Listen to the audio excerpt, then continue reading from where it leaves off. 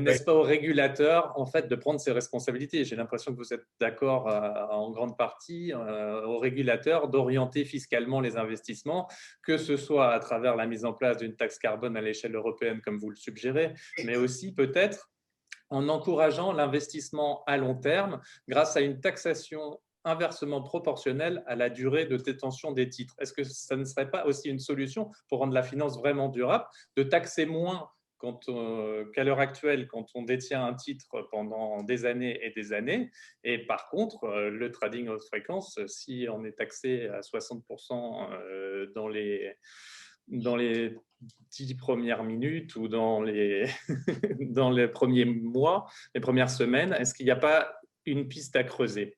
Philippe, si vous voulez enchaîner. Je crains que là, ce type de mesure-là, en fait, ça soit assez proche d'une taxe sur les transactions financières, en quelque sorte. Hein. Ça peut Mais on y va. On est obligé d'aller dans cette direction si on prend la notion de finance verte au sérieux. Je suis d'accord, mais, oui. Mais voilà, donc ce que je veux dire, on est dans ce domaine-là, donc mais il faut dire, voilà, il faut appeler les choses par leur nom. Je pense qu'on serait dans une taxe sur les transactions financières.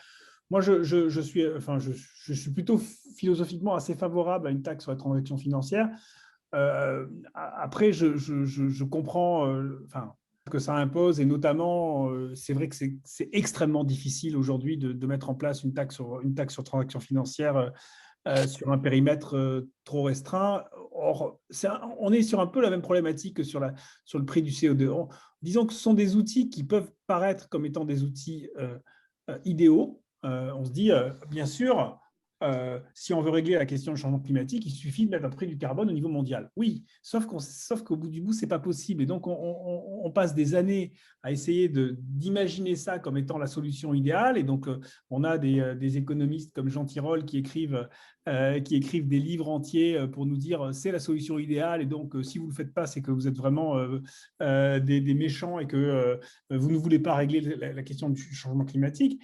Je pense que c'est un peu, ce sont des fausses bonnes idées, ce sont des solutions assez simplistes, théoriquement optimales, mais qui en réalité ont de tels blocages pratiques ensuite dans leur mise en œuvre que je pense que quelquefois, il vaut mieux essayer de les contourner en ayant des actions plus locales, peut-être moins optimales, mais qui permettent d'avancer.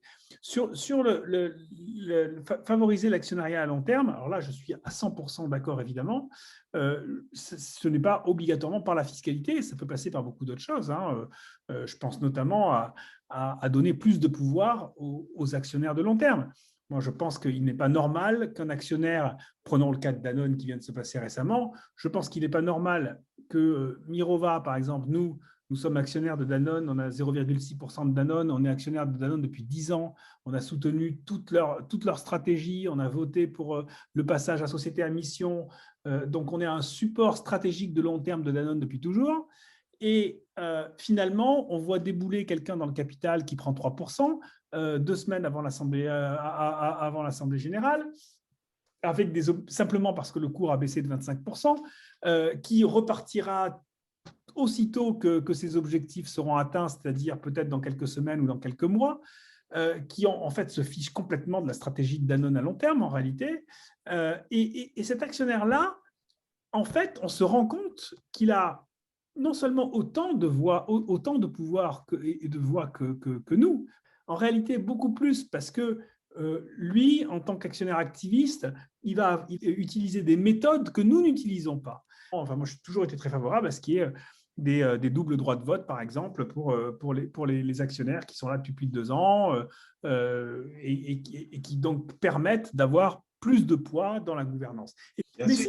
Mais si cet actionnaire-là, vous ne le connaissez pas, s'il bouge toutes les 2 minutes, il est éclaté au point qu'il n'y a pas de coalition qui représente plus que 2 ou 3% du capital, comment voulez-vous avoir une discussion, un échange avec l'actionnaire si c'est quelque chose qui est nébuleux et inexistant?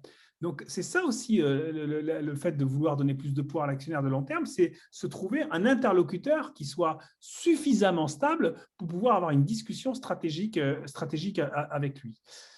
Juste pour préciser dans ma proposition, l'idée, c'était bien entendu non pas de mettre une taxe nouvelle, mais d'avoir une nouvelle allocation des taxes existantes qui s'oriente sur la durée. Professeur, à vous la parole. Non, non, mais je suis content que vous ayez repris ça parce que on s'est un peu éloigné du premier sujet qui est taxation parce que vous avez introduit d'autres éléments qui sont tout aussi importants, notamment le rôle des actionnaires. Est-ce qu'on peut serrer un peu ces deux problèmes et en suivant votre suggestion de reprendre un peu sur la taxation? Sans parler de la solution idéale qui va s'enliser dans des blocages politiques tels qu'on n'avance pas, il faut quand même se rappeler qu'on a fait des progrès par une fiscalité négative, parce que c'était plus facile d'introduire des subventions que d'introduire des nouveaux impôts. Alors, c'est par les subventions que les Allemands ont préparé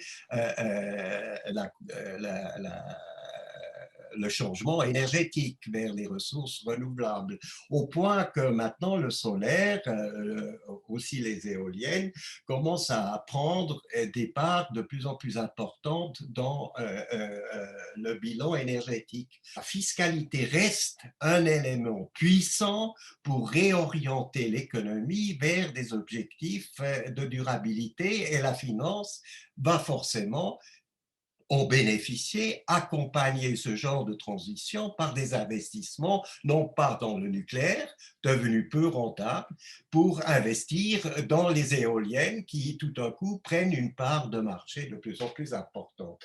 C'est pas idéal, c'est pas utopique, ça se fait graduellement contre beaucoup de résistance, et la transition énergétique est en marche. Et là, les financiers n'ont qu'à accrocher leur wagon au lieu de continuer à défendre les sources énergétiques traditionnelles.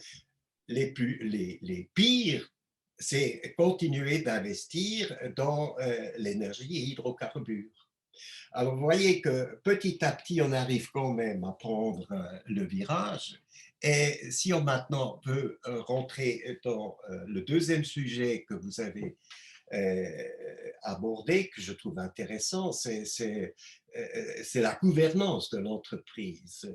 Renforcer le droit des actionnaires, ça me semble une très bonne idée, mais il me semble aussi une très bonne idée de prévoir des conseils d'administration où ce n'est pas seulement les détenteurs du capital qui sont à table, mais qu'il y a aussi des représentants, notamment des salariés qui sont